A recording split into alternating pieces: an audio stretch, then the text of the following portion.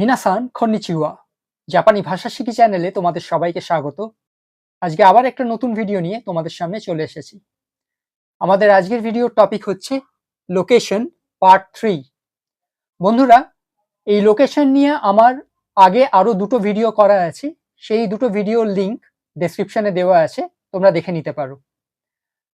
তো আজকের এই যে লোকেশন, এটা হচ্ছে আমার লোকেশন নিয়ে শেষ ভিডিও। আজকের এই ভিডিওতে আমরা তিনটে লোকেশন সম্পর্কে জেনে নেব। সেই তিনটে লোকেশন কি কি? বাইরে অর্থাৎ আউটসাইড, মাঝখানে অর্থাৎ ইন বিটুইন, এবং পাশে অর্থাৎ বিসাইড।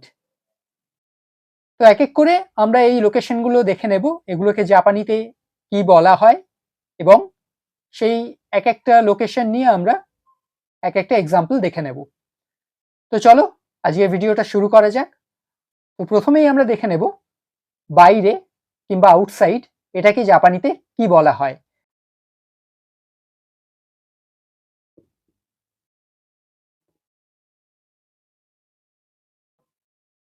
বাইরে অর্থাৎ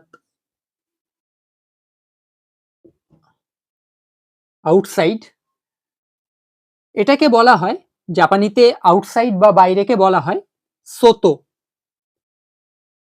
সোতো। তো সেন্টেন্স প্যাটার্নটা তোমরা যারা আগের ভিডিওটা দেখেছো তারা নিশ্চয়ই জানো যে সেন্টেন্স প্যাটার্ন এখানে কি রকম হয়। নাউন প্লাস নো, এখানে ড্যাশ অর্থাৎ অবস্থান ওয়ার্ডটা বসবে, এখানে লোকেশনাল ওয়ার্ডটা বসবে। তো এখানে আমরা সোতো বসিয়ে দেব,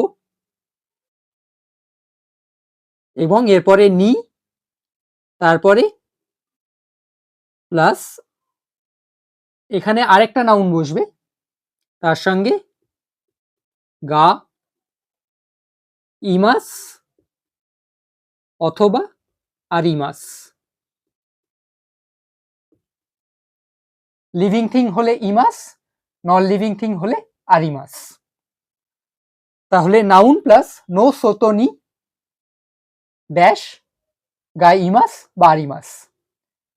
চলো এটা নিয়ে একটা উদাহরণ দেখে নেওয়া যাক। তো বন্ধুরা, এই ছবিটাই দেখো, এখানে একটা বাড়ি দেখা যাচ্ছে এবং সেই বাড়ির বাইরে কিছু বাচ্চা খেলাধুলা করছে। তো আমাদেরকে এই ছবিটা ডেসক্রাইব করতে হলে কিভাবে বলতে হবে? উচিনো সোতোনি খোদোমোগা ইমাস। উচিনো সোতোনি খোদোমোগা ইমাস। উচি মানে বাড়ি, নো সোতোনি মানে বাড়ির বাইরে, বাচ্চা হচ্ছে কোদোমো, সো কোদোমোগা ইমাস, বাড়ির বাইরে কিছু বাচ্চা আছে। দেয়ার our children outside the house. এবারে আমরা দেখে নেব পাশে অর্থাৎ বিসাইড। তো সেটাকে কিভাবে বলা হয় জাপানিতে?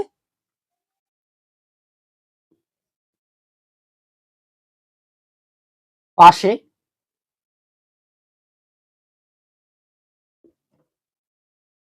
বিসাইড, এই পাশেকে জাপানিতে বলা হয় সোবা। সোবা।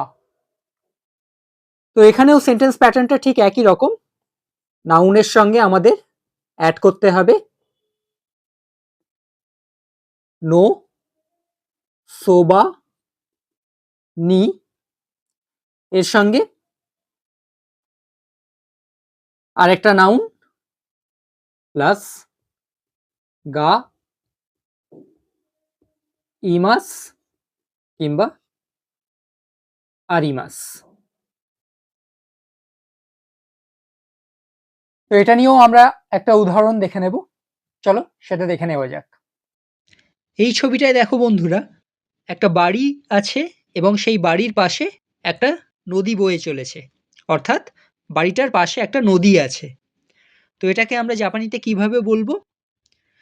উচিনো সোবানি খাওয়াগা আরিমাস। উচিনো সোবানি খাওয়াগা আরিমাস। উচি অর্থাৎ বাড়ি, উচিনো সোবানি অর্থাৎ বাড়ির পাশে, কাওয়া নদী।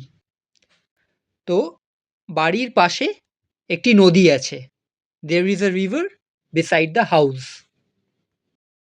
তাহলে আমরা দুটো লোকেশন দেখে নিলাম। আজকের শেষ লোকেশন হচ্ছে মাঝখানে বা মধ্যিখানে, যেটা হচ্ছে ইন বিটুইন।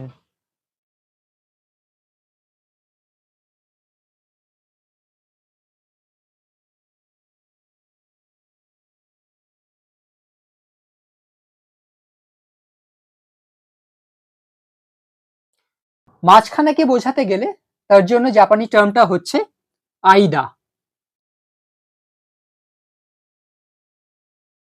আইদা।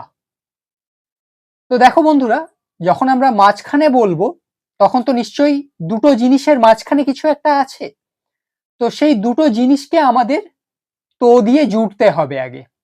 তো এখানে সেন্টেন্স প্যাটার্নটা একটু আলাদা হবে। এখানে প্রথমে নাউন ওয়ান,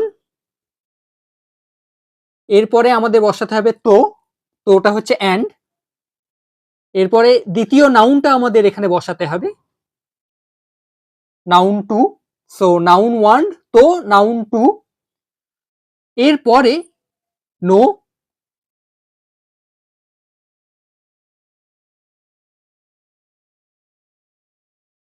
নো, আইদা, নি, তারপরে সেন্টেন্সের বাকি পার্টটা যেটা হচ্ছে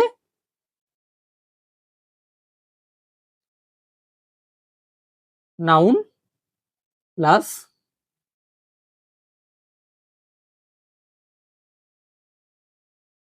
গা ইমাস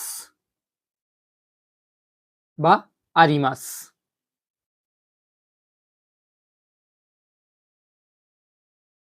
তাহলে নাউন ওয়ান তো নাউন টু নো আইদা নি প্লাস থার্ড নাউনটা গা ইমাস বা আরিমাস। তো এখানেও আমরা একটা উদাহরণ দেখে নেব, চলো দেখে নেওয়া যাক। বন্ধুরা, এই ছবিটায় দেখো একটা জলের বোতল আছে, তার পাশে একটা ক্যামেরা আছে, আর তার পাশে একটা ফুলদানি আছে। তো ক্যামেরাটা জলের বোতল আর ফুলদানির মাঝখানে আছে। তাহলে এইটাকে আমরা জাপানিতে কিভাবে বলবো?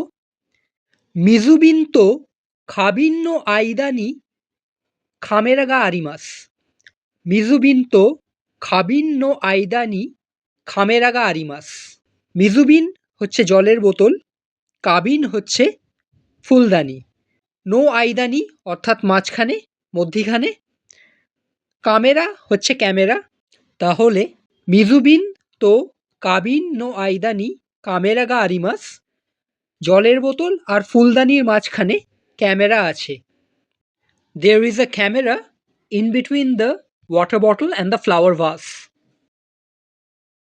তো আজকের ভিডিওতে আমরা তিনটে লোকেশন আরো দেখে নিলাম, সেগুলোকে জাপানিতে কি বলা হয় এবং সেগুলো দিয়ে কিভাবে সেন্টেন্স কনস্ট্রাক্ট করতে হয়।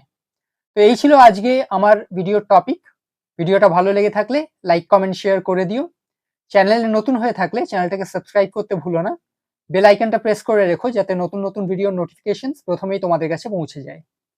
দেখা হচ্ছে পরের ভিডিওতে, ততক্ষণ পর্যন্ত সবাই ভালো থাকো। জামাতা।